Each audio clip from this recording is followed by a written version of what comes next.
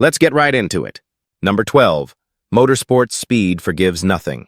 Motorsports look controlled. Tracks, rules, helmets, teams with headsets. It feels safer than it is. Here's the brutal truth. When something goes wrong at 200 miles per hour, physics doesn't negotiate.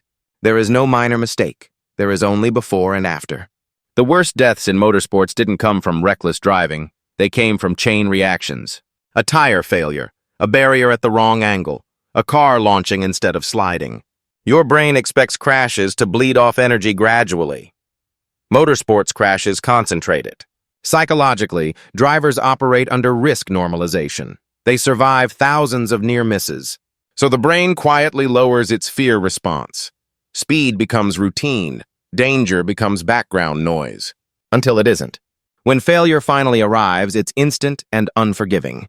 Protective gear helps, but it can't rewrite physics. Momentum wins, every time. Basically, motorsports deaths aren't about daring fate. They're about borrowing speed from the future and paying it all back at once. Number 11. Boxing when damage accumulates quietly. Boxing deaths are rarely dramatic. That's what makes them terrifying. There's usually no single knockout moment. No collapse in the ring. Just a fighter who looks tired. Slow. Off. And inside their skull, pressure is rising. The brain doesn't like being shaken repeatedly. Each hit causes microscopic damage. Blood vessels strain, swelling builds, but adrenaline masks pain, and fighters are trained to push through discomfort. Here's the psychology failure. Toughness becomes self-sabotage. Fighters ignore symptoms because quitting feels worse than injury. Coaches hesitate because fighters insist they're fine. Referees wait too long. Then the match ends. The gloves come off, and the body finally stops compensating. Some of the worst boxing deaths happened after the fight, in locker rooms, in ambulances, when the crowd had already moved on. Basically, boxing doesn't kill with one punch. It kills by convincing everyone to ignore the warning signs. Number 10. Football impact without awareness. Football deaths aren't about violence, they're about repetition.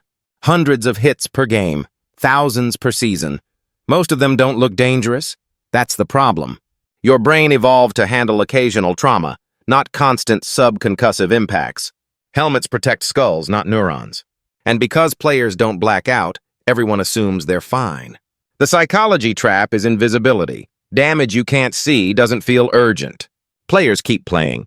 Coaches keep coaching. Systems keep running.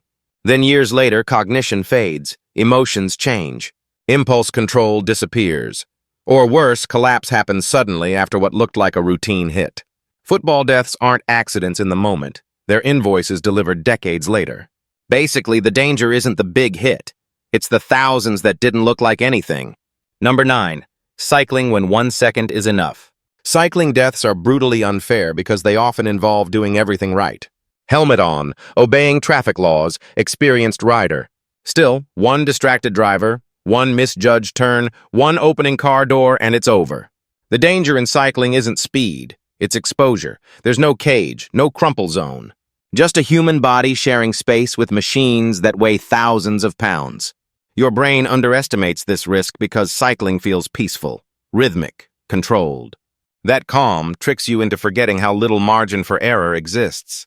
Many of the worst cycling deaths happened not because of recklessness, but because the environment punished vulnerability. Basically, cycling doesn't forgive other people's mistakes. Number 8. Baseball rare, but catastrophic. Baseball looks safe, slow, predictable, until it isn't. A fastball can exceed 100 miles per hour. Line drives leave the bat faster than human reaction time. And when something goes wrong, there's no time to brace. Some of the most tragic deaths in baseball came from freak accidents, pitches to the chest, impacts to the head, collisions at full sprint. These moments are rare, but when they happen, they're devastating. The psychology trap here is complacency. Familiarity dulls fear. Players and fans forget that even low-probability risks become real over millions of repetitions. Basically, baseball's danger isn't constant, it's sudden. Number 7. Gymnastics, precision or consequence. Gymnastics demands perfection in a sport where gravity never takes days off. Athletes launch themselves through the air trusting muscle memory, timing, and angles measured in fractions of seconds. When something goes wrong, there's no adjustment time, just impact. The worst gymnastics deaths didn't come from lack of skill. They came from microscopic errors amplified by height and rotation. One under-rotated flip, one slip, one miscalculation.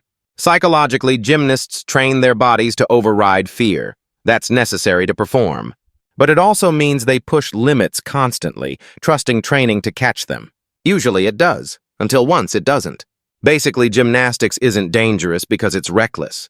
It's dangerous because it demands perfection from human bodies. Number 6. Skiing speed plus terrain equals chaos. Skiing feels graceful, controlled, like flying with manners, until you fall. At high speeds, the mountain becomes a blender of ice, trees, rocks, and unforgiving angles. Protective gear helps, but it can't stop rotational forces, internal injuries, or sudden deceleration against immovable objects. The worst skiing deaths often happen on familiar runs, not extreme cliffs, not insane stunts, just confidence meeting terrain at the wrong angle. Psychologically, this is familiarity bias. You've done this slope 100 times. Your brain relaxes. Reaction time drops. And then conditions change: ice patch, hidden bump, another skier. Skiing doesn't require recklessness to be deadly. It only needs momentum and a single mistake. Basically, the mountain doesn't care how good you are. It cares how fast you're moving when you're wrong. Number 5. Horse racing. When control is an illusion. Horse racing is unique because you're trusting a 1,000-pound animal with instincts, fear responses, and zero concern for your survival. Jockeys don't crash alone. They fall into hooves, into fences, into other horses traveling at full sprint. The worst deaths in horse racing often come from sudden, unpredictable events.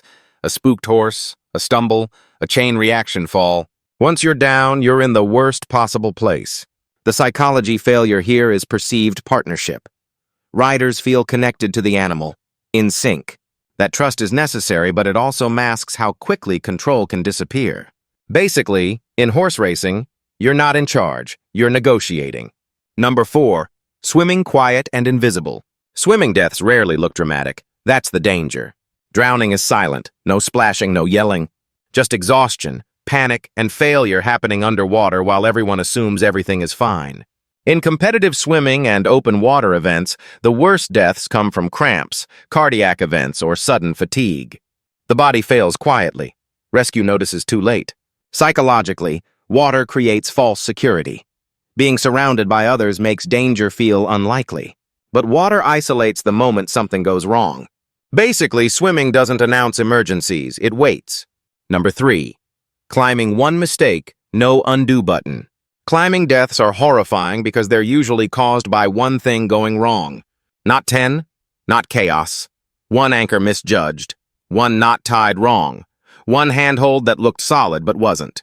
Climbers rely on systems, ropes, gear, redundancy, and those systems work beautifully right up until human error slips through. Fatigue, distraction, overconfidence, the usual suspects. The psychology trap here is familiarity plus confidence. When you've done something safely dozens of times, your brain stops treating it as dangerous. Checks get faster. Assumptions creep in. That should hold. Gravity does not care about should. Many of the worst climbing deaths happened within sight of safety. Near the anchor, near the ground, near the end of the climb when attention fades. Basically, climbing doesn't punish recklessness. It punishes one moment of inattention. Number 2, extreme endurance sports, when the body quits first. Marathons, ultramarathons, Ironmans. These sports don't look violent, and that's the trick. The danger isn't impact, it's systems failure. Heat stroke, hyponatremia, cardiac events. The body pushed so far past normal limits that internal balance collapses quietly while the athlete keeps moving. Endurance athletes are trained to ignore pain, to override signals, to push through discomfort because discomfort is expected. The psychology failure is signal blindness. When everything hurts, you stop noticing when something is actually wrong. Some of the worst deaths happened mid-race, surrounded by people, because collapse doesn't always look like an emergency until it's too late. Basically, endurance sports don't attack you. They wait for you to outlast yourself. Number 1, any sport when winning matters more than stopping. This is the pattern behind all of them. The worst deaths in every sport share the same root cause. Continuing when stopping was the correct choice. Injuries ignored, warning signs dismissed, fatigue overridden, pressure from crowds, teammates, money, identity pushing athletes forward when their bodies were already done. Your brain is wired to value goals over safety, especially when applause is involved, especially when quitting feels like failure. Sports don't kill people on their own. They create environments where humans are rewarded for overriding self-preservation. Basically, the most dangerous thing in any sport isn't the equipment, the speed, or the impact. It's the moment someone thinks, I can push through this. That's all for today. I'll be making similar videos in the future. Subscribe to see them.